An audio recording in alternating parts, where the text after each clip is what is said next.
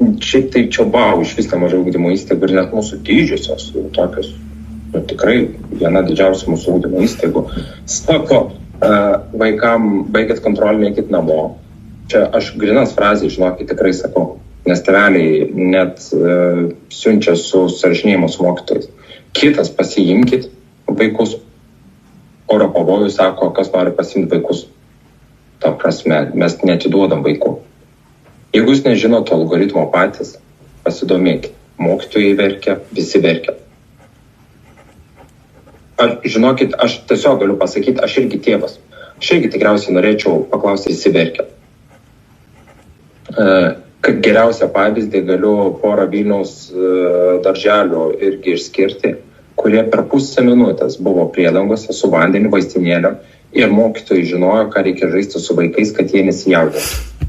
Pas mus vaikai verkia, panikoje, mokytojai verkia, visi verkia. Žinokit, aš tiesiog galiu pasakyti, aš irgi tėvas, turiu pareigą, aš turiu pareigą rajoną. Taip pat ir jūs turit pareigas. Yra ir mokytojų visokių, gal ir pasyvesnių, prie galvaičių nieko tokio prasidėsim. Lygiai taip pat yra ir gyventojų, viskas yra gerai. Bet mes, kada organizuojam savo įstaigose, tai lygiai tą pat ir savivaldybė. Aš nežinau, staigiai visi jau priedangoj buvo, mero institucija irgi visa priedangoj, visi priedangoj. Tikrai nuoširdžiai esu šokiruotas, bet dabar aš nei kiek nesuprantu. Tai aš gal tuoj pasakysiu reziumė. Bent jau ką užsirašiau. Reziumė. Tai žiūrėkit, atėjus į mokyklą, paklausus, kur eiti, atsakymus, jog neparuošta priedanga. Taip gali būti.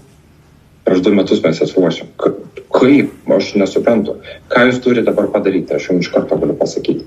Nuo kito pirmadienio mes pradėsim tikrinti. Bent vieną priedangą bus neparuošta, jums bus baudos. Nes jūs privalote padaryti. Čia nedarbinis klausimas, čia yra saugumo klausimas, kurį jūs privalote užtikrinti. Toliau, mokytojai pasimetė, verkia. Čia bent iš 3 ugdymo įstaigų. Aš čia realiai jums sakau, kad surezumavau, ką gavau. Kad mokytojai verkia, raminam, važiuojam vaiką pasiimti, raminti, nes ir vaikas verkia, stresą, šokę.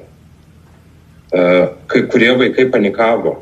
Bet pliusas, kad mokytojai ramina. Bet mokytojai turi sugebėti išvesti be panikos vaikus. Dalis vaikų buvo paleisti esant raudonam signalui. Čia realybė. Čia jau gimnazijoje. Vaikai buvo paleisti esant raudonam signalui. Man čia nesuvokiama iš vis yra.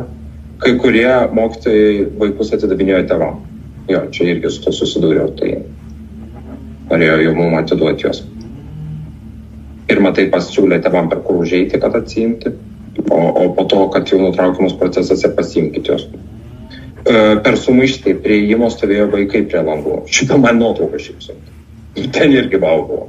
Tai nuostabiai.